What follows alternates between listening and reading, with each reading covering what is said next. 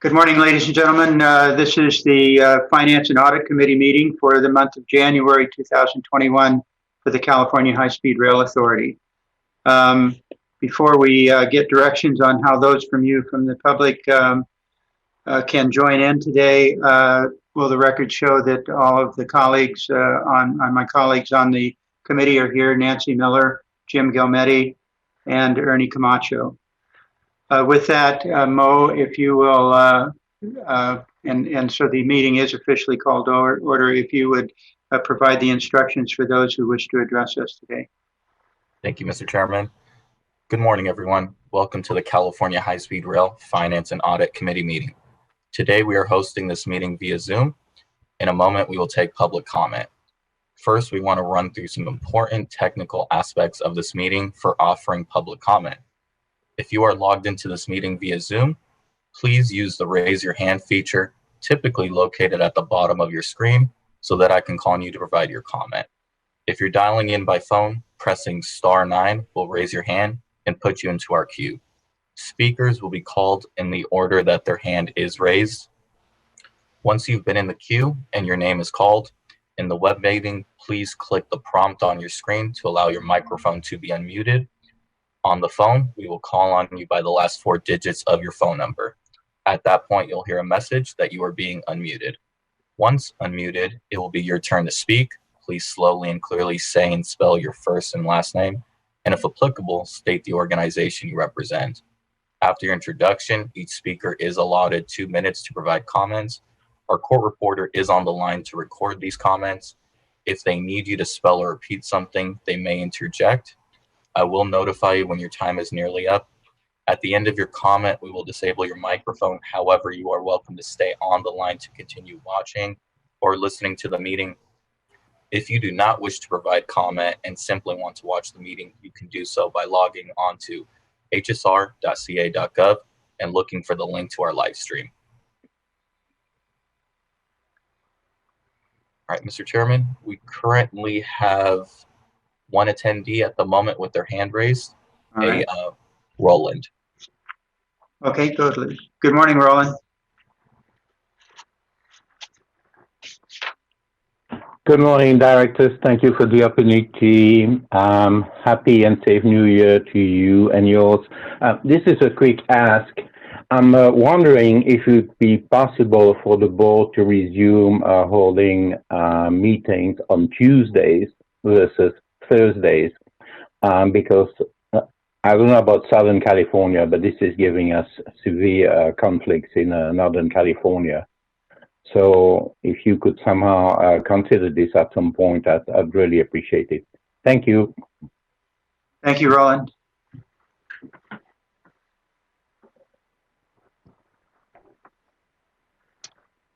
Anybody else, Mo? No, not at the moment, but Mr. Chairman, I did see a few attendees join after I gave the instructions, so I'm briefly going to go over the instructions again. Okay.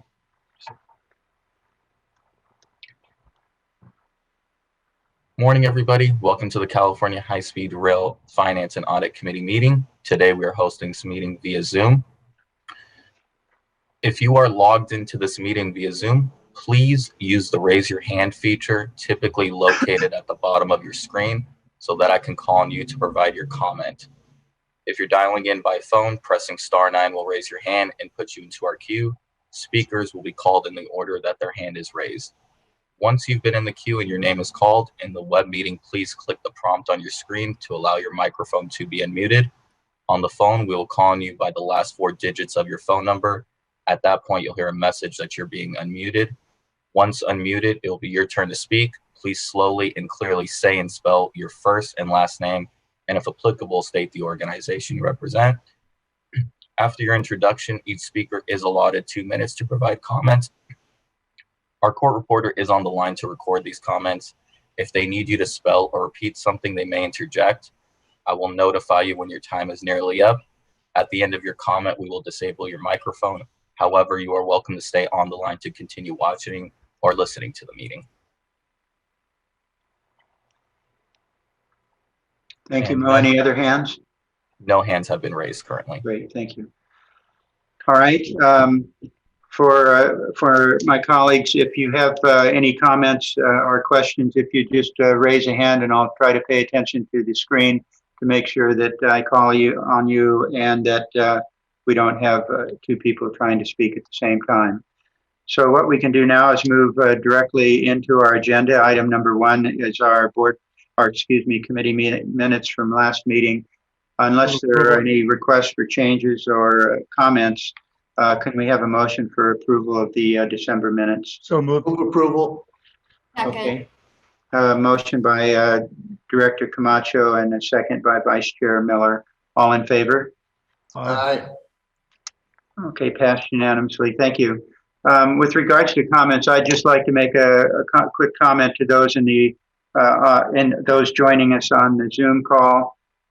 If you also are intending to join us at the board meeting today, we have a schedule change.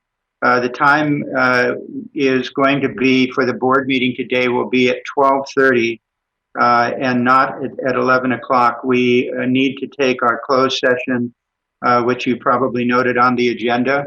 The closed session, instead of after the public hearing, will be before the public hearing. So at 11 o'clock, we'll go into closed session, and we will start the board meeting promptly at 12:30. And sorry for this late change, and hope it doesn't create any problems for any of you who wish to join us and or speak to us in the board meeting today.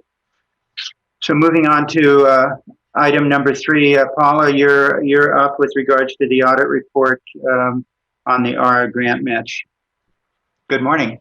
Thank you. Good morning. I'm here today to talk about an audit we performed of ARRA grant match submissions.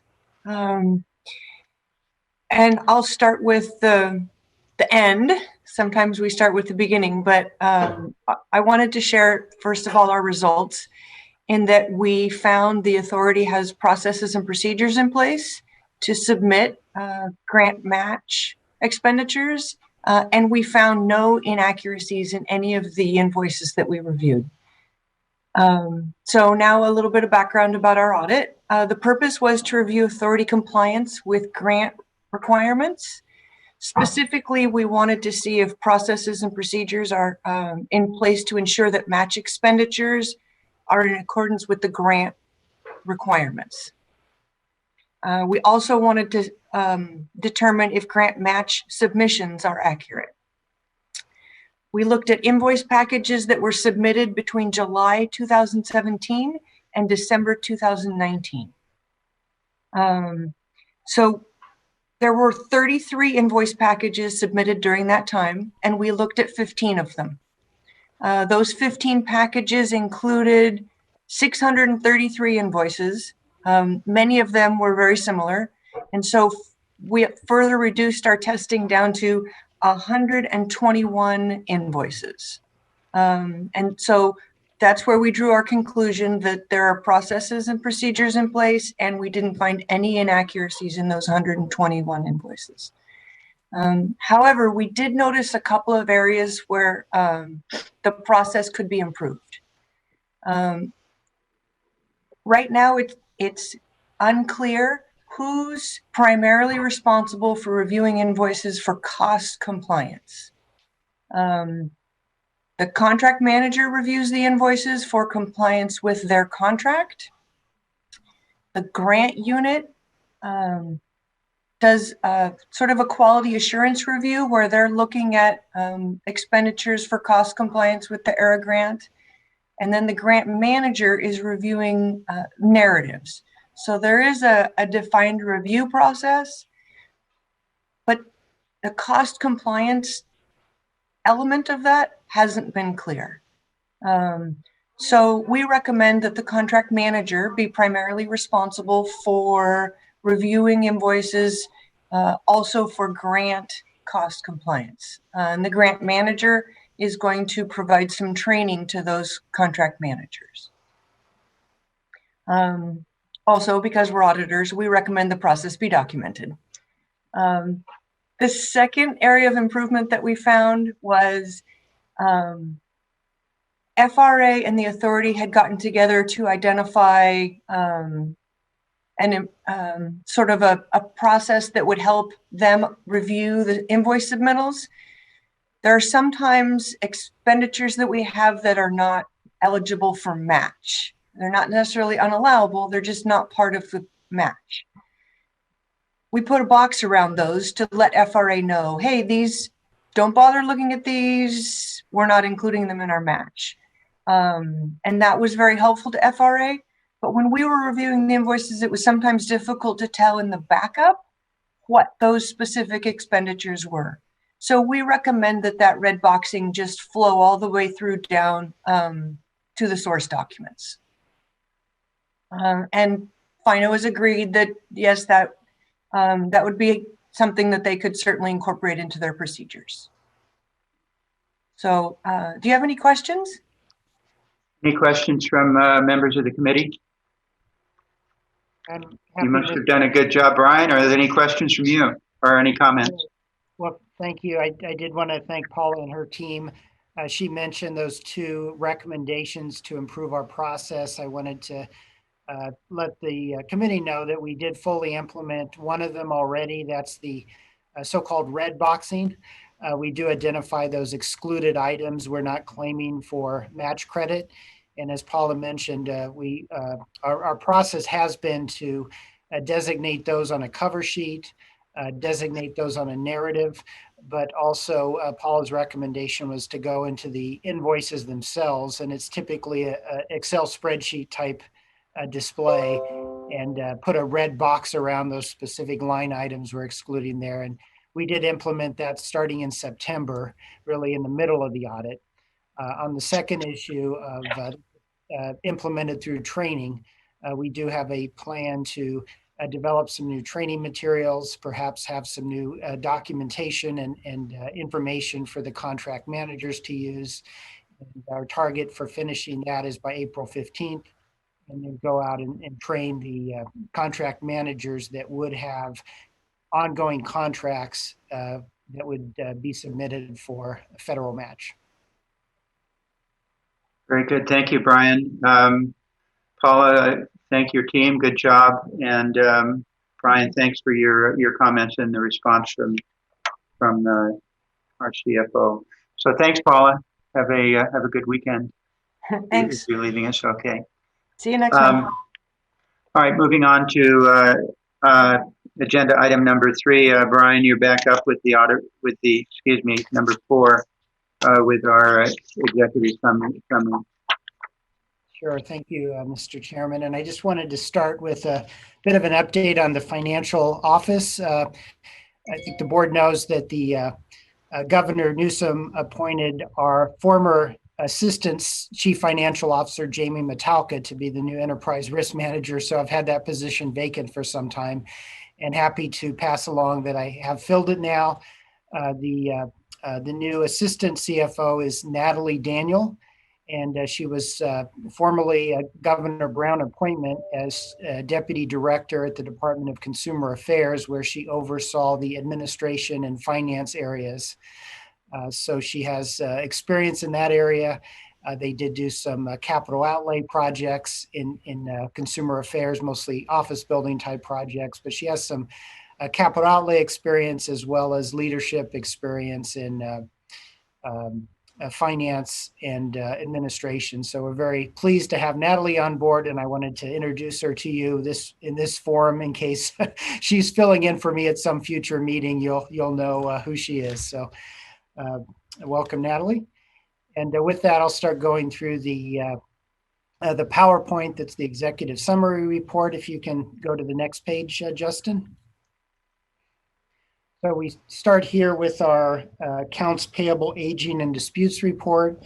And again, happy to report that we've not incurred a late payment penalty in 46 months. So we're on the cusp of 4 years without a late payment, as measured with these late payment penalties, which is a statutory deadline.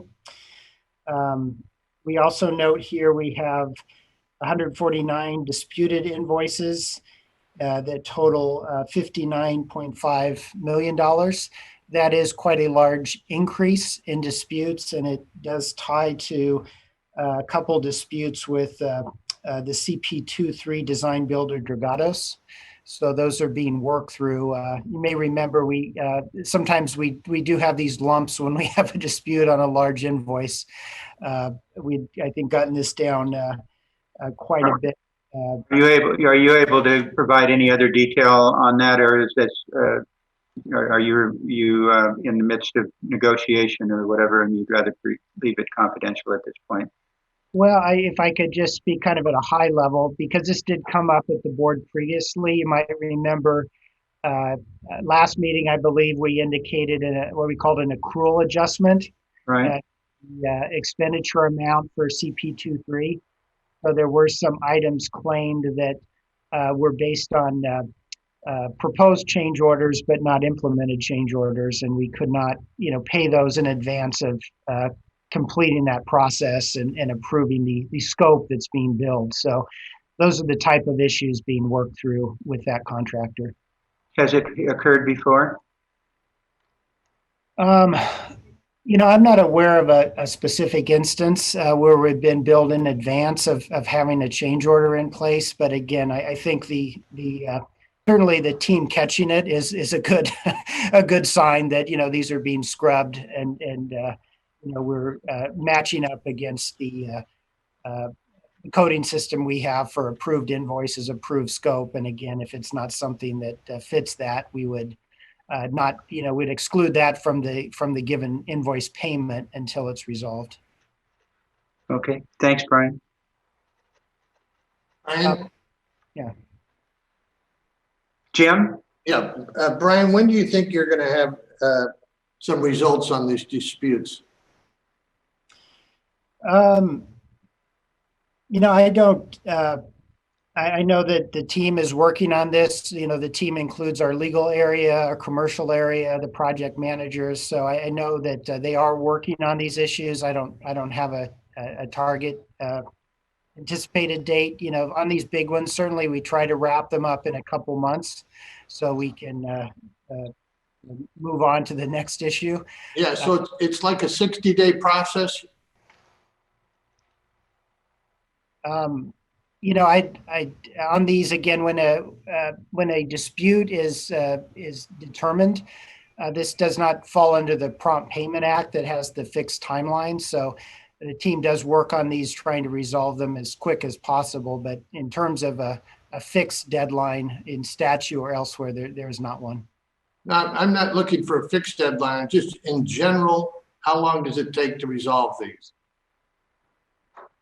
In general, well, again, some are a couple months. We do have some of the smaller ones do linger. I will mention some of the smaller ones where we've had disputes that have run sometimes for longer than a year, typically involve other state agencies where they have their different processes, and it takes a while to reconcile those. So again, it's not unheard of that sometimes these do go for up to a year or more.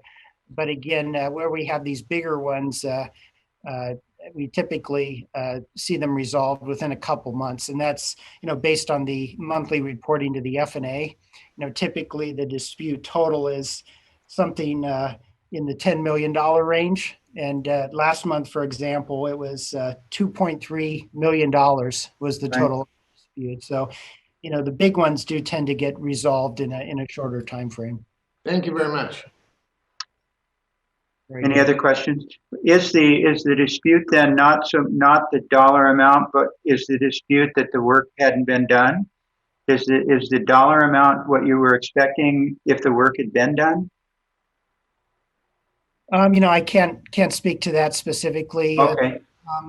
Again, I think that the trigger on this one not being paid was that it was for work that was tied up in a change order claim. And again, we would not pay that until the change order is approved. Got and it. Okay. when it's approved, it could be, in fact, for a different amount than what the claim came in for. Okay. All right. Thank you. Sure.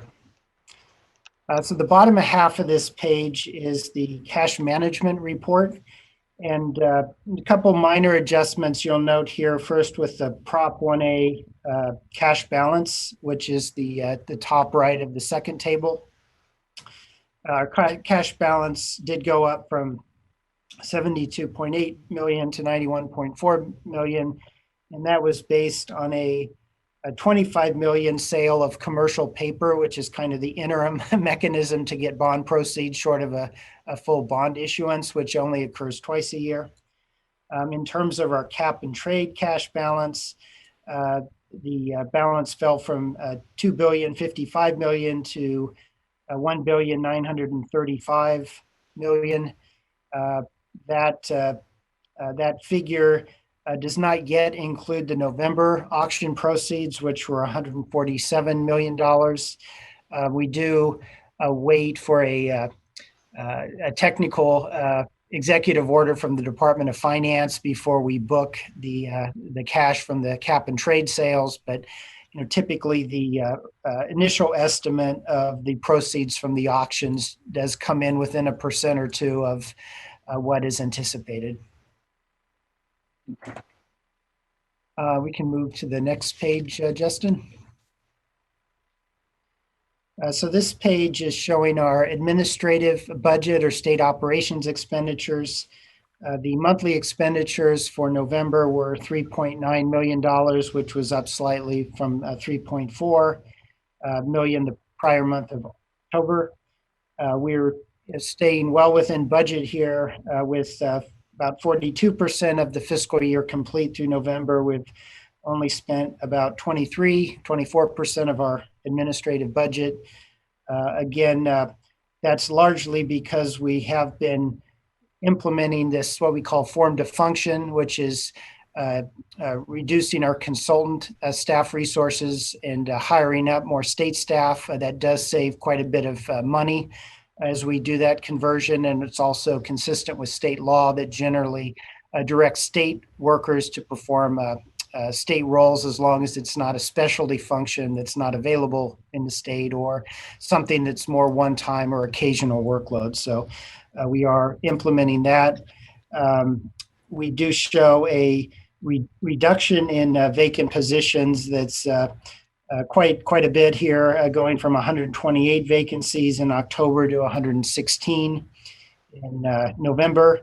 That takes the vacancy rate from 36% down to about 33%.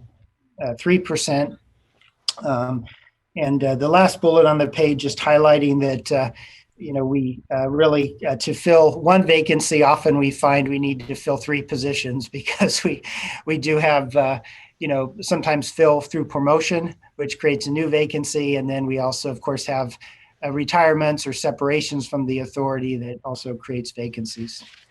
The following page is a supplement that we added based on the F&A discussion last month. There was some questions about our form to function, the level of consultants we had, how much we were reducing that consultant staff. So if I might start with the bar chart in the middle here, which shows our authorized positions. For the orange is consultants and green is state staff. And these are full-time equivalents. So again, if we have part-time or occasional, we sum them into a full-time equivalent level. And so what you'll see here is that in 1819, started out where about 2/3 of our workforce, authorized workforce, was consultants, about 1/3 state staff. And through multiple budget proposals that the legislature has approved, through an optimization process where we look through the rail delivery partner consultants to see where we could reduce some of their positions and workload. We have brought that down so that what we're working toward now is to fill 356 state staff positions and see the RDP consultant level fall to 270 positions. The table above does convert that from authorized positions to filled positions and vacancies. So you'll see where we are currently as we have about 240 state positions filled, and we have about 300 RDP full-time equivalents utilized in this fiscal year. So we're continuing to work toward the form to function. Again, the bar on the 2 bars on the far right of the column. And we do have a additional proposal into the legislature for this fiscal year. That's the 3rd and final phase of what we call, again, form to function in the information technology area, where we would add additional state staff and reduce consultants further in that IT area. So this is something, if the board, happy to receive your feedback on this information, how it's presented. We might include this in the detail section going forward and leave it out of the executive summary, maybe add a bullet, but open to any feedback you have on this information. I'm happy to see leave it where it is for the time being, Brian, and I think this is really helpful in light of the conversation that we had last month, and also some of the comments that Director Gilmetti had mentioned last month. Hey, Tom. Yes. Sorry, it's Brian Kelly. I know Hi, Brian. we want to move on. I just want to make one comment about this. I want to make sure that all the board members, particularly, Jim, who's newer to the board, that the whole form to function process really came out of the 2018 state auditor's review of some of our work and our processes. And one of the things they found was that in 1 or 2 divisions here, they were concerned they had consultant staff doing work that is more properly the work of state staff. And on the heels of that audit, we've reviewed every division in the organization to look at that question. And then we came forward with this set of solutions to make sure that we have the right types of folks doing the right type of work. And I say that because, one, this is our implementing a recommendation from the state auditor, one. And 2, and I just think it's good to have this as at least my approach to this. I don't think there's a magic ratio between state and consultant staff. I think we have to use the teams and the expertise we need to get the work done. This is not driven by a goal to reach some particular ratio, but it is about making sure we have the right hat doing the right work, and that's what really drove this. And so I just wanted to provide that feedback on why we're talking about this and why we've taken the action. Thank you, Brian. That's really helpful, and it's appreciated. Thank you. Thanks, Tom. And Nancy, I'm not seeing you on my screen now with this PowerPoint, so I'm not excluding you. If you had your hand up, just go ahead and yell it out, because I can't see you. No, I'm here. I'm here. Oh, there you are. Okay. Brian made that comparison or made that clarification, I should say. Thanks. I'm here. Okay, great. All right, thank you. Go ahead, Brian Annis. Here, I believe we can go on to the next slide. So this is our capital outlay reporting for the month of November. In total, our capital outlay expenditures for the month were $94.5 million. And we do break that into several categories, working up from the design build contractor specifically. That total was $54 million. And that included invoices of $18.5 million from the CP1 contractor, $28.2 million from the CP23 contractor, and $7.6 million from the CP4 contractor. The total for all of the construction packages, which in addition to the design build contract would include things like right-of-way and project oversight, was about $82 million for the month of November. And then our spending in other areas such as project development came in at $3 million for the month, and our bookend reimbursements primarily now for Caltrain electrification, but in the future we expect the LA Union Station and Rosecrans Marquardt project to ramp up as they would move into construction in the coming months for Rosecrans Marquardt. I would expect that amount to increase. Brian, I'm not going to guess that you've got, I'm not going to suggest that you've got the answer to this, but on the year-to-date expenditures in the matrix at the top, looking at year-to-date this year and compared to year-to-date last year, what is it about? Substantial. Yeah, it's some substantially lower this year than last year. Do you know what the reason for that is? Well, I could say two things. One is, we are spending below our anticipated level in terms of our fiscal year budget. So that part, comparing to last year, I'll note we did have some larger one-time payments last year in the first part of the fiscal year. Some of the time impact payments were made during that Okay. in the first half of the fiscal year. So that might be one explanation for the difference. No, I thought that might be what you were saying. I just couldn't remember when that occurred. Okay, thank you. Move on to the next slide, Justin. So this slide at the top shows our total expenditures on the project. This is really from July of 2006 through November 2020. So we've spent about 7.9 billion.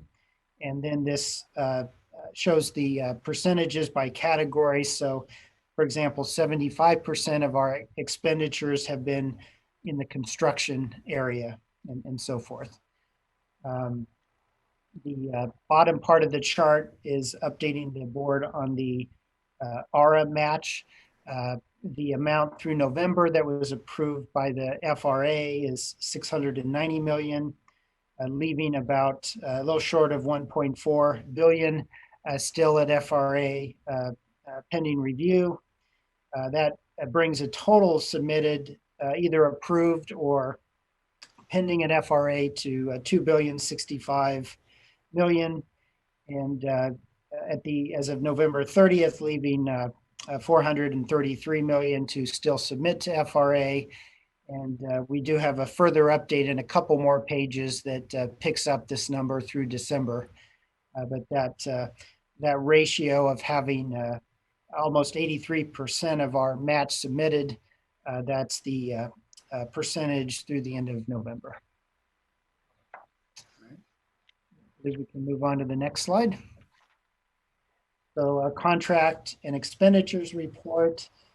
As of November 30th, the authority had 207 active contracts and 39 active purchase orders with a total value of 8.4 billion.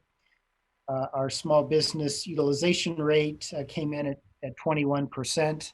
I know last meeting, of course, we talked about that, and we'll come in at a future board meeting with more information on the small business issue.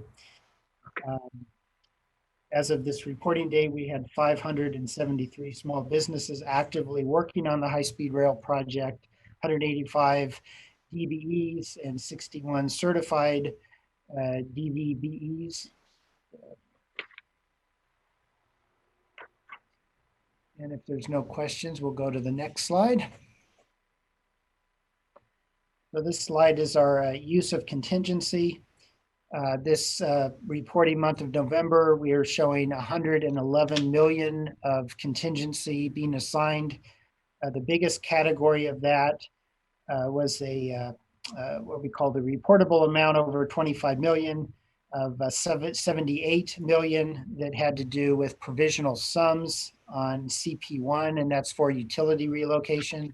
So this involves a PG&E and AT&T utility relocation. That's demonstrates an advancement that these utility relocations have been designed and estimated in cost at the level of the individual relocations, and with that we have moved the money to complete those relocations. Brian, with regards to these third-party this work that's described there, do you know off the top of your head with regards to where are we now with regards to PG&E, AT&T, and et cetera? Are we doing the work, or are the utilities doing the work and we're paying them for it? See, Joe took his mic off. Joe, did you want to? Sir, they're provisional sums. Uh-huh. These are what we call provisional sum excluded task orders. They're underneath the contract. We award 2 task orders. The first is to a task order to the design builder Uh-huh. to put out a design. This design goes out to a preferred list of vendors that are designated by the utility, PG&E, AT&T. Okay. They design that utility. That utility is then reviewed by that third party. With that review complete, then we issue another task order to the design builder, who puts out a subcontract again to a preferred preferential subcontractor to actually do the work. So that is how that works. Okay. These are done underneath. They are done underneath the contract of the design builder, but they have the oversight, correct oversight of each of these third parties. Okay. Thank you. Next slide, please, Justin. So this is what we call internally our flash report. So it's the preliminary numbers that we've gathered over the last couple of days on December invoices that are coming in, or we anticipate will come in a day or two. So the top chart is showing the capital outlay expenditures. And at this point, it appears they'll come in around $81 million for the month of December.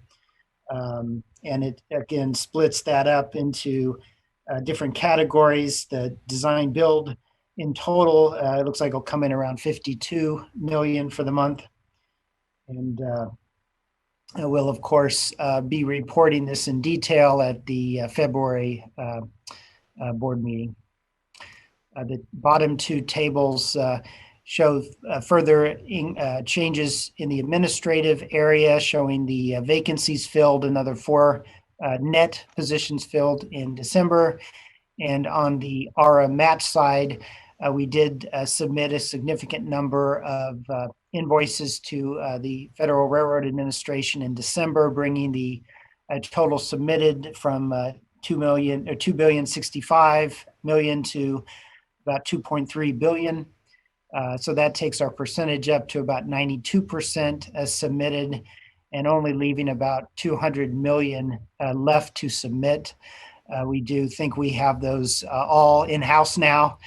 The work's been completed in the field, and so we're just compiling the information in the format that FRA is directed, as you know, this kind of ties back to Paula's audit, doing all the packaging and classification to submit a match to the FRA, which we do expect to complete very soon.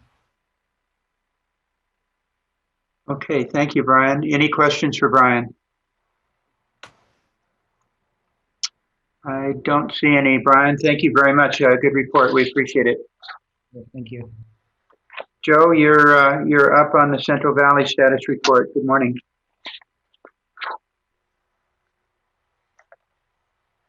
You're on mute, Joe. You're on mute.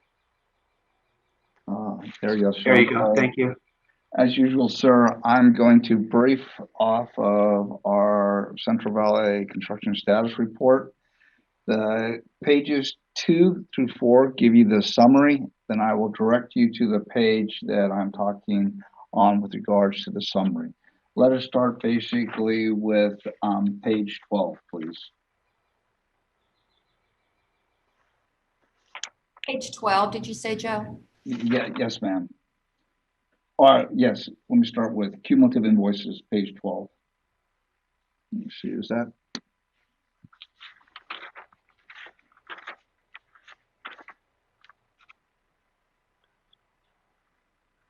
Yeah, as Brian just reported, for the month of November, basically our cumulative invoices for the total. Wait a minute, page 12 should be the ARRA chart. Yes, it is. Sorry, I'm losing my connection here. Give me just a moment, please.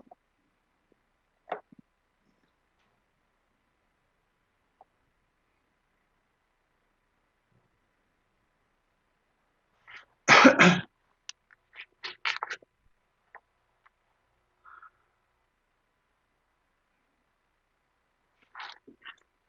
should take this moment to inform everybody that slightly different than our more recent hearings, we're all spread out around the city today, even more than normal because of some requirements that there'd be less activity downtown this week. And so we may run into some periodic internet issues. I just want to flag that. So sorry about that. Thanks, Brian. You are seeing the correct page now? Yes, sir. Page 12 Excellent. is the cumulative invoicing to fulfill the ARRA recovery. This chart shows some couple significant. One, it shows you approximately where we should be to goal. As you can see right now that we are at about 3,0449 approximately to 3,005 now, which is basically right on the target. And more importantly, this indicates the $5.7 billion on the brown box in the upper right-hand corner. That anticipates the total value of contracts awarded that we need to be able to achieve ARRA. That includes the soon-to-be awarded tracking systems contract. Okay, that number is a projection number. Okay. Next slide, which is page 13. Joe, so I'm sorry. So the difference then between the 4956 and the 5701 would be the rough estimate for tracking system. Approximately, sir. There's okay. also some anticipated CP changes that we need to award that are listed. Can you go back, please, Jason, back to 12, please? Okay, there is also some additional work that we anticipate that we have to award, and there is listed in these notes down here. One of them would be is that we have that what we call the missing 2.5 miles. It was a piece of work that was included in the original SR 99 work that was then removed. We'll have to put that back underneath contract. Okay, so that's that type of work. Okay, we're aware of it all, and we have a plan and to negotiate it and to get it underneath contract. Okay. Moving to page 13, please. Okay, this slide shows basically for the month of November, that's what we're reporting on. Okay, that we anticipated approximately $81 million of total design build invoices to what we actually did was $54 million. Okay. Now, I can point out basically you saw on page 2 a description and list of why we are underperforming there. The predominance of that is that right now we are pushing first order work, and that we have a couple right-of-way delays, which I'll articulate a little bit later.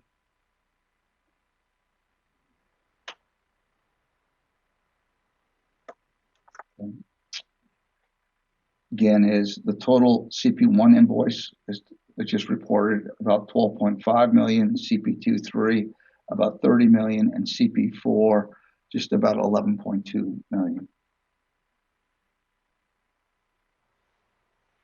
Tom, Yes, Nancy? can I ask a question here? Sure. When we have underperforming estimates, Joe, do you then adjust these remaining months?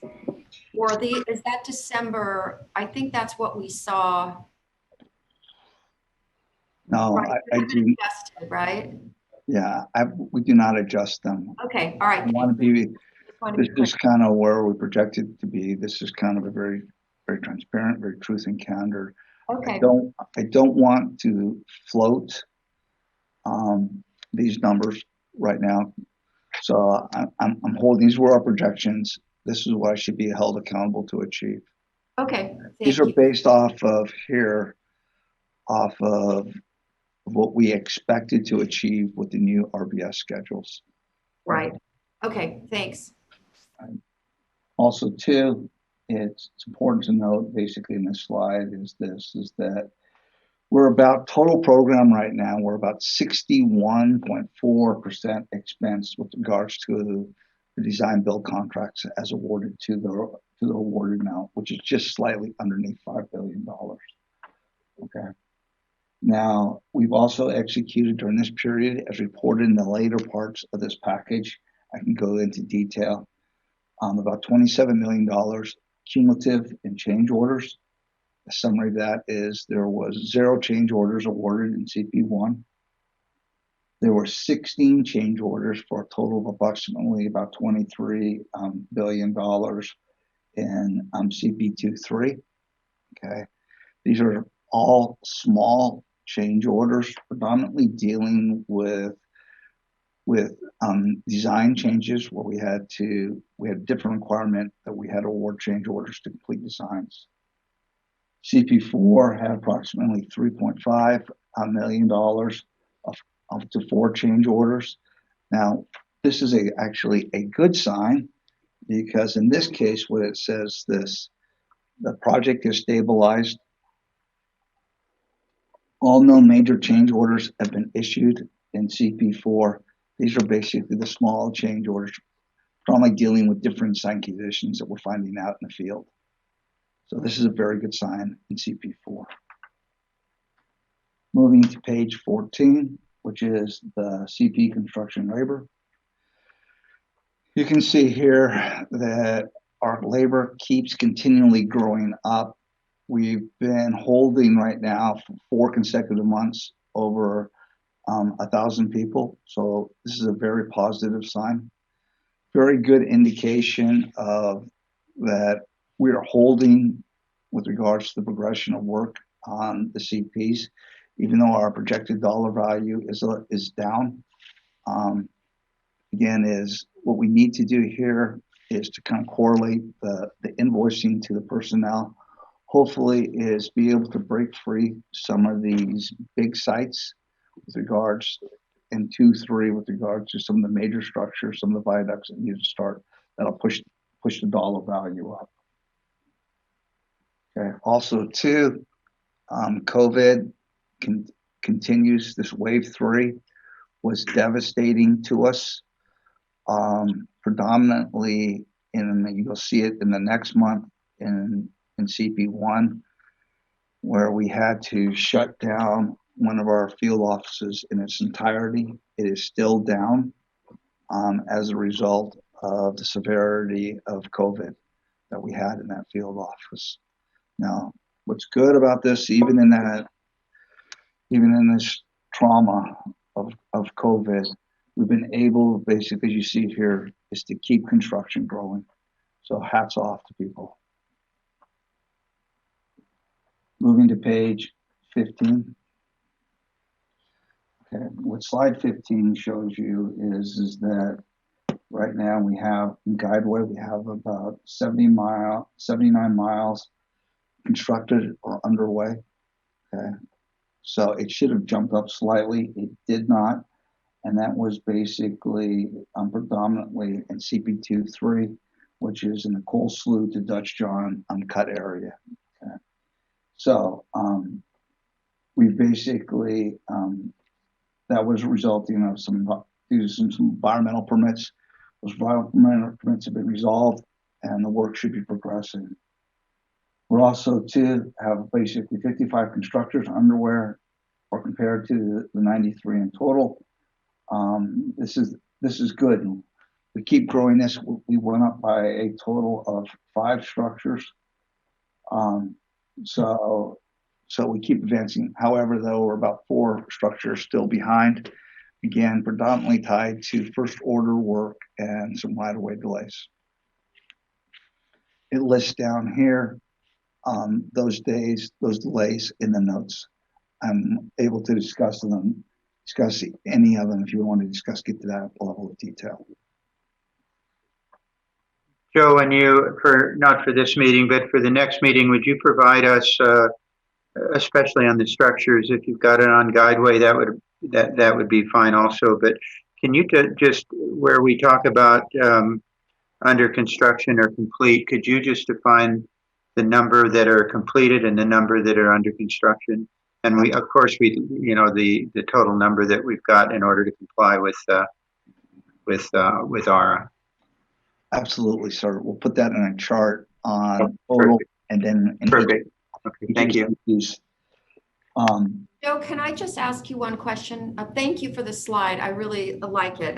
This is very helpful. But I, along the lines of what Tom was asking, structures and guideway projects, does that include the entirety of construction that's going on the corridor? It accounts for all awarded construction. It accounts for everything that we have in the 119 Great. Central Valley package right now. All right, and it includes utility relocations, I see. Right? Excuse me? It includes the construction on utility relocations as well, right? We do not consider a site open until we have that utilities relocated. Okay, no, that's fine. That's fair. I just meant it would be shown in this slide. It would be shown as soon as we clear a site, define clear a site that allows us to go to work on that structure, and that is what we declare here. Okay, great. And in terms of just right of way, I know we still have a number of parcels we're acquiring along the guideway, but they wouldn't be included in here. Is that correct? Number of parcels, if it is stopping us from doing work, i.e. example would be an area that I just reviewed a couple of days ago, would be the northern section of CP1. There is, up in the northern extension right now, we're still in the process of procuring right of way on what would be the western side. Thus, it is not allowing us to open that. So that is why we have not included it in the brown line. So it's below yet. We don't have the right of way. We can't start construction. So thus I've accounted for it with regard. Okay. All right. Thank you. Thank you for that clarification. Okay, Ernie? Yes, Joe, is there, maybe I'm missing it somewhere in one of these graphs that you have, but can we get a current forecast cost and schedule to complete for each of the CPs, starting with CP1, so we segregate them? Sir, I think that you have that in each of the summaries of each of the CPs. I'll be happy to go over those packages for you. I think what you're asking for is included in this package. Okay. So let me go. Let's discuss what we have here and any additional information that you might want. The other information I'm going to ask is can we get the high and low range of the forecast, and then thirdly, how have unresolved changes in claims been factored into the forecast?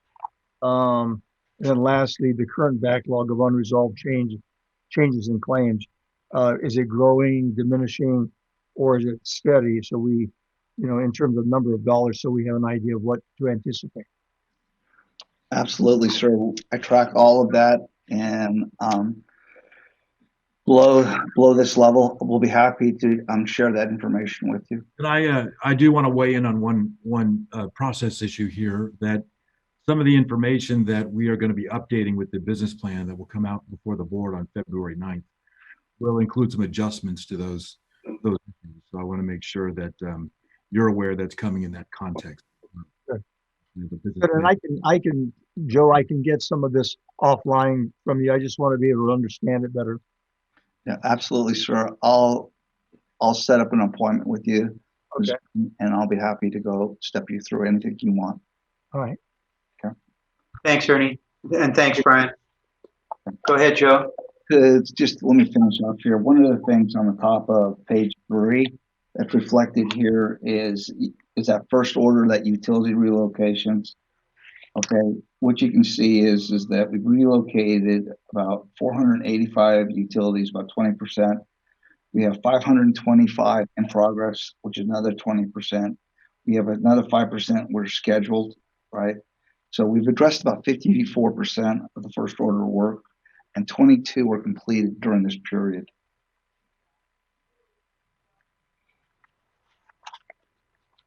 So, which is another positive sign. First order work is moving.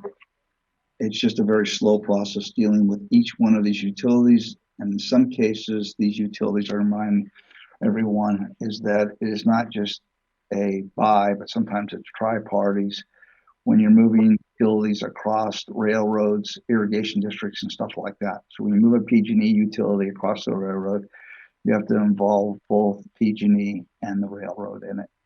Okay. Great. Joe and board members, if I could just, I thought Nancy asked a good question earlier, and I want to just clarify. The track that we're on where we calculate structures underway or completed and the guideway that's open now for construction.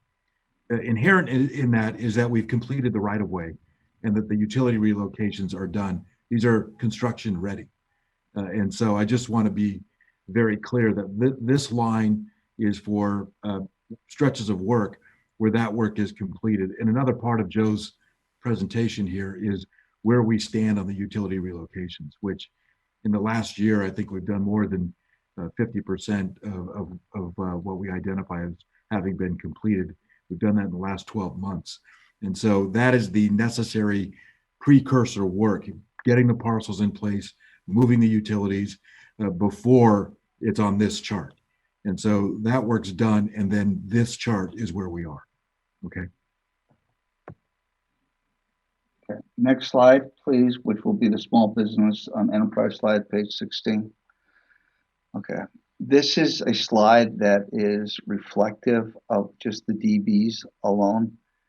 The total authorities small business is above these numbers. Percentages are above these numbers. An example would be is the RDP contract is nearly running at about 30%. So it does not account for this. This is just only the DBs, right? So what you're seeing here is this, is that we basically, what's important to understand is here that we have about 435 DB small business contracts in place, valued at about 968 million. That's an increase of basically 7 contracts by about $15 million. This is important because this tells you how much potential you're gaining. Okay. Now, at the CP completion, you can see. Go ahead. Yes, ma'am. You can see what we would take is basically right now our 30% goal up to the current value of our DB contracts would be about $1.5 billion. Okay. Currently, right now, okay, we've accounted for about $475 million, which is basically about 17.8% of our total goal, which is represented above that of basically of the $802 million. Now, that $802 million again represents 30% of the total invoices that have been accrued for the DBs to date. We've issued letters, severe letters, to each of the design builders as in to increase their op tempo and to increase them and to push this number up. All of them are aware of it and pursuing.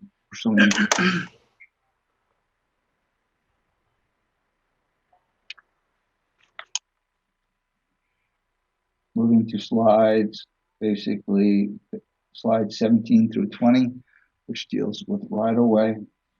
Okay. The total needed number of parcels, as you can see here, was 2,295. Okay. During this month, we've acquired basically 23. Right. And the total number basically acquired to date right now is 1,748. So we're closing in on that magical 500 number. Okay, you can also see too that the total parcel count with regards to adjustment is kind of stabilizing here, which is a good sign. Okay. So row is basically getting, I applaud 23 parcels, advancing the work here very well. Jen and her team is doing a very good job. The next is basically the lower chart of this talks to the number of parcels that are basically that we have acquired but not yet delivered. Okay. So right now we have a total of 17 parcels that we've acquired and in the process of being delivered to the design builders. Remember, the key, the finalization of row is the delivery to the design builders. There's a slight time lag in between the acquisition and the delivery. There's a little bit of a process that has to occur there. Okay. Next slide, please. Okay, this shows basically that this slide right here shows that we have, I told you I would report all parcels with regards to where they are delinquent to. Remember, each of these numbers is linked to the contractor schedules. We're providing basically parcels to schedule. As you can see here, currently right now is that we have basically, we have 20 delinquent parcels, 11 in October and 9 in November. Okay, the notes clearly, we articulate where they're at. We are tracking each and every one of these parcels in the green to their acquisition. Okay, I get briefed weekly on basically the parcels coming up that are delinquent and approximately about 3 to 4 months in front of us. Okay, now you can anticipate that we will not hit the December goal, probably going to be about 28 parcels short in December.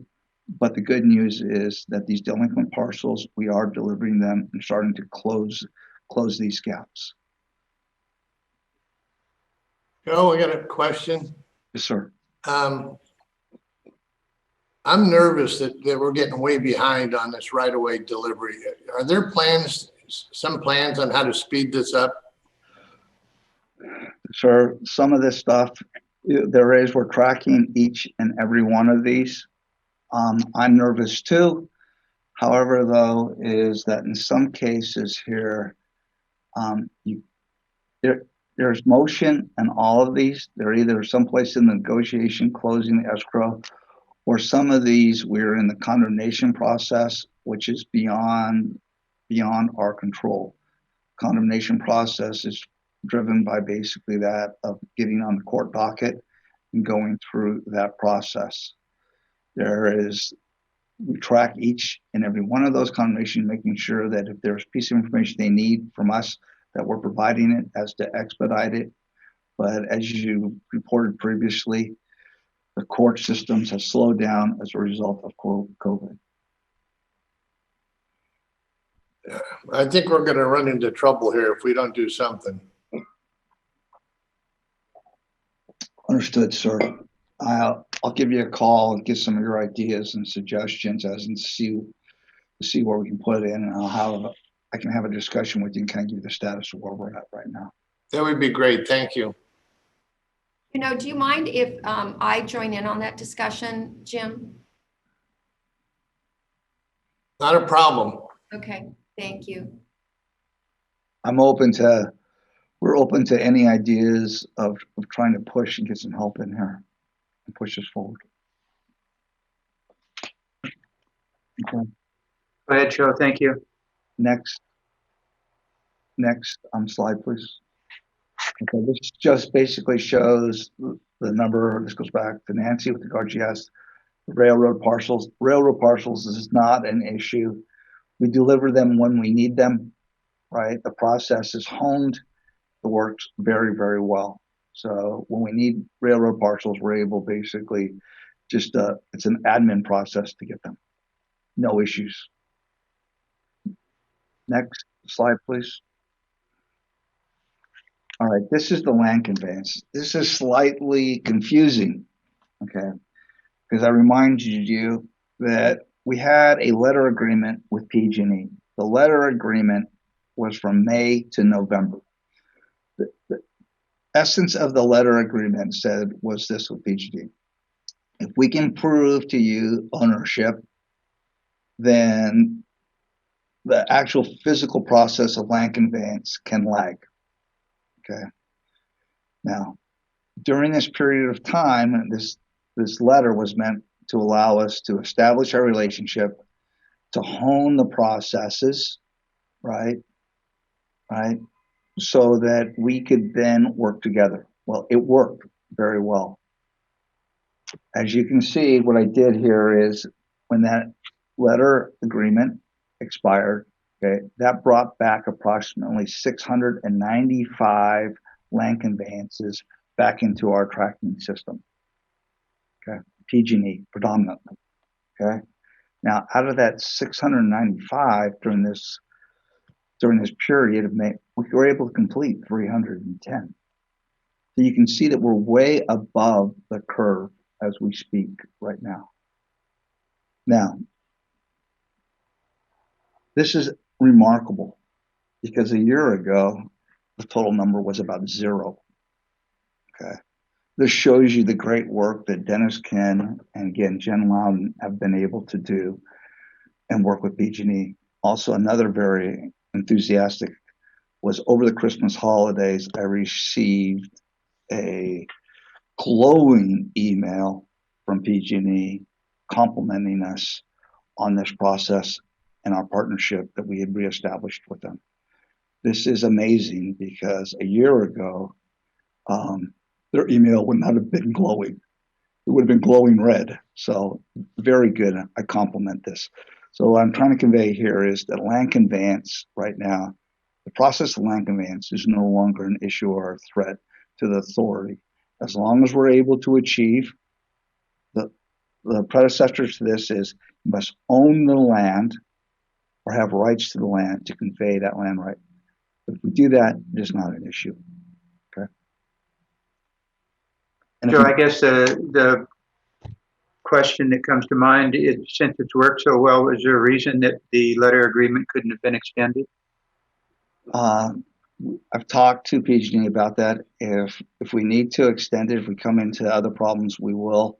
But our agreements that we have with them right now mandate that we convey land rights prior to start of construction. But if we need to extend that, I think they would be open to extension.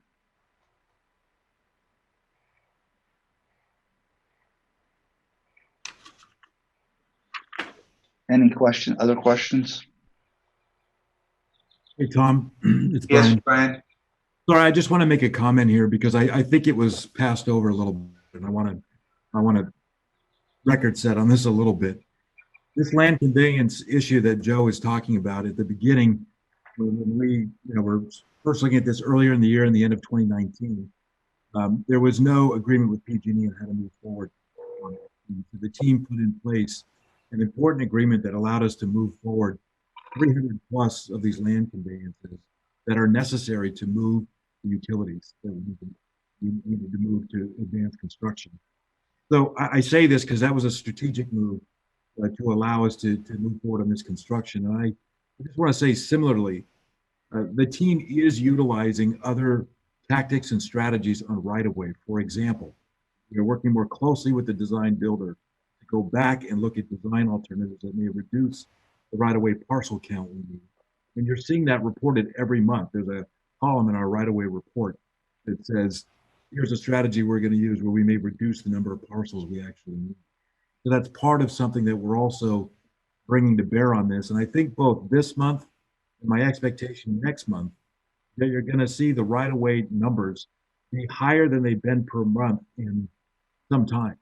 So my point is that there are tactics and strategies we are bringing to these issues to advance the work. and they're actually working.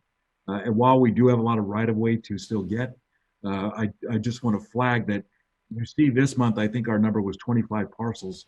The next month, I expect it to be much higher than that we will be achieving per month on the right-of-way. We still have to get through this stuff, but I do want to flag that this land conveyance tactic, strategy used to design around parcels for the first time ever in the history of this place, put the right-of-way needs through a GeoAMS automated process so we can track it and map it. All of these things are strategies we're bringing to this, but it's helping us move forward on the work. And so I just don't want to suggest that we haven't been creative or that we're not making moves to deliver this right-of-way. You're going to see the numbers go up in the next few months, and they already are. And this land rights conveyance thing is another really good example of bringing strategy and taxes to this to move forward.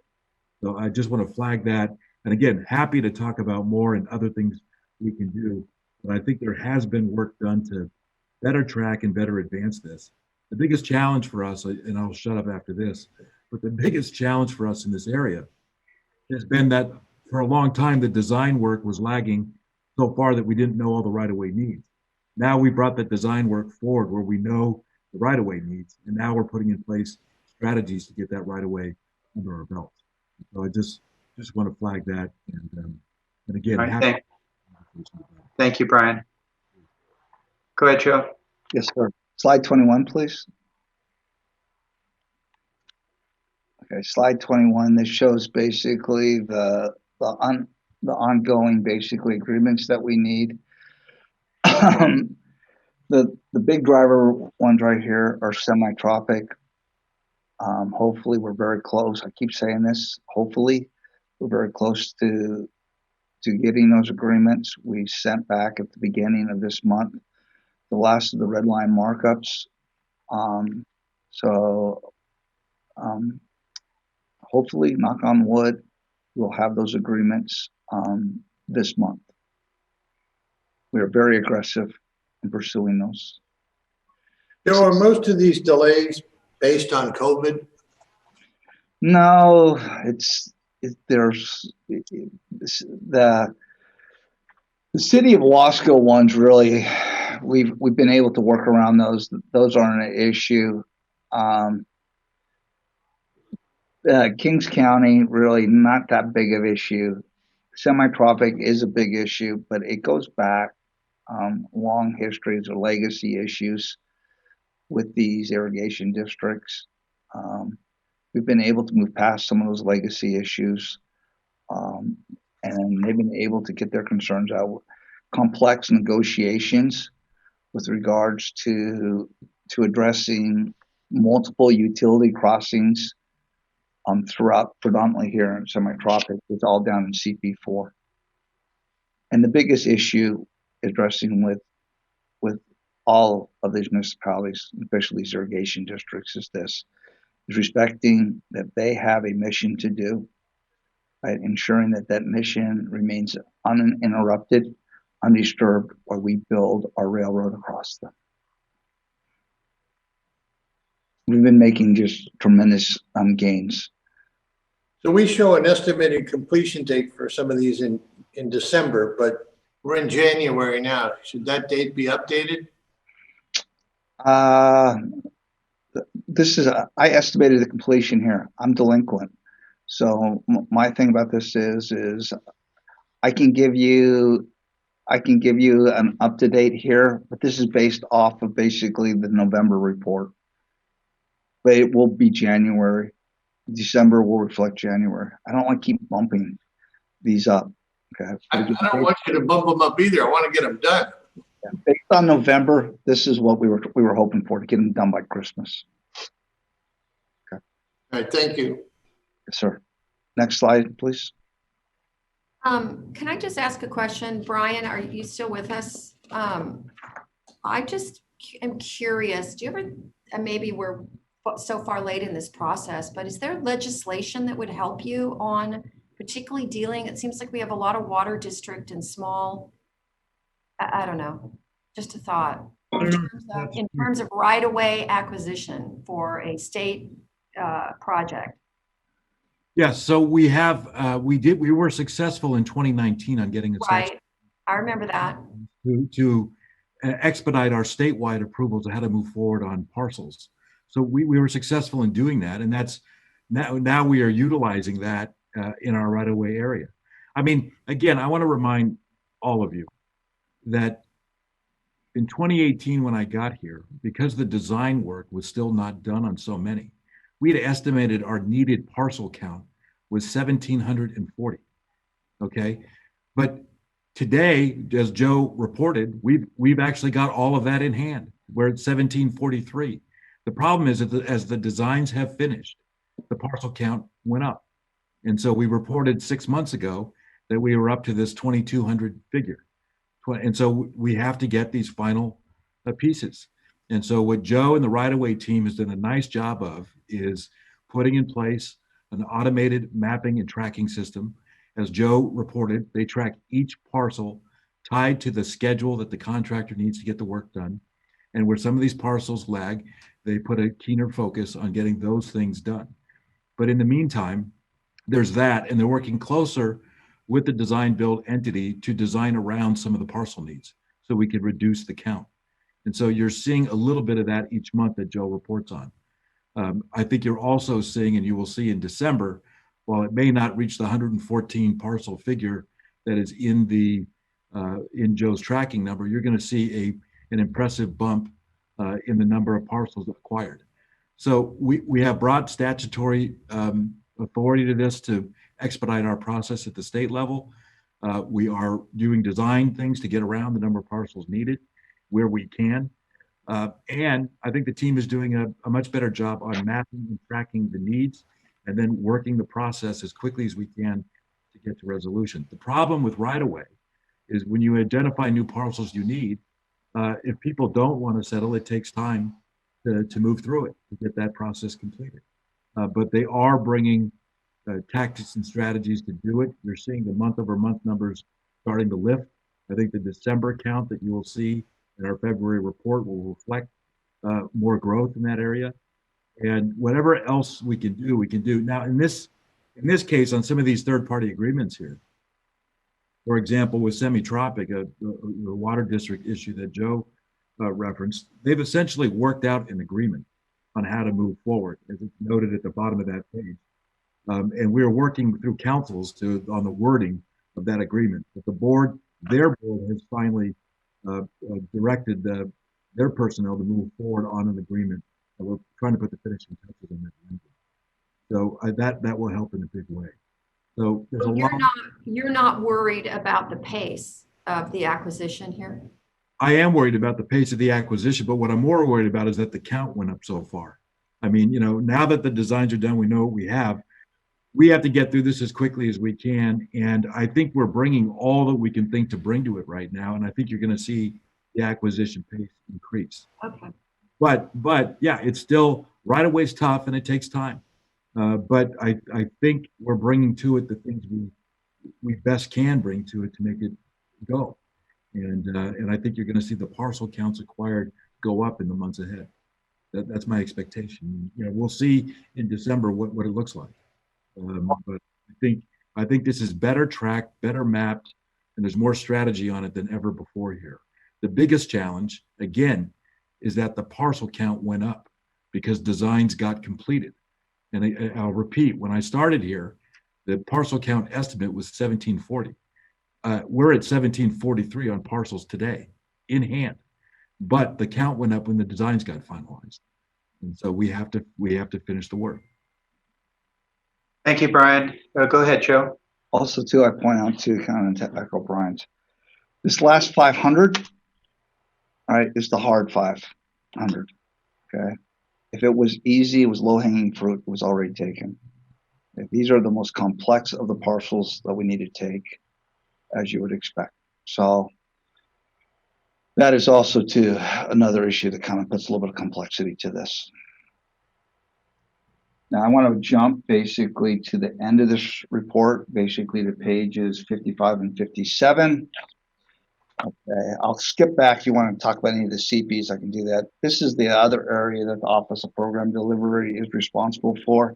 and that is completion of the ROD nods, environmental clearances, which is what we refer to now as stage gate 2. You can see basically that the 6 major ROD nods that we are progressing are moving forward. Okay, each one we're making, every month there's an increment here, okay, that we keep moving forward. As we come to issues, we address these issues, and we will report basically in the business plan where we think what our projection is for these completions now.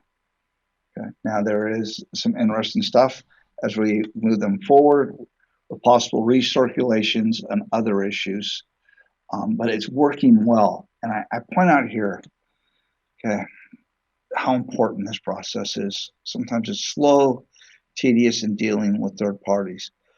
But this is one of the key lessons that we've learned here is this, that in the stage gate 2 and soon to be the stage gate 3 processes of this is in these initial planning, okay, is where you work out your issues so that when you go to construction, you do not have to work them out during construction. So this process is working. It is so complementary to the team. It's tedious. It's dealing with just cadres of third parties, right? But this is the place to deal with them. Get the issues out now, resolve them, build this as we go into the next phase with regards to the Y and the LGA. It's starting to develop and further those designs, and refine it even more.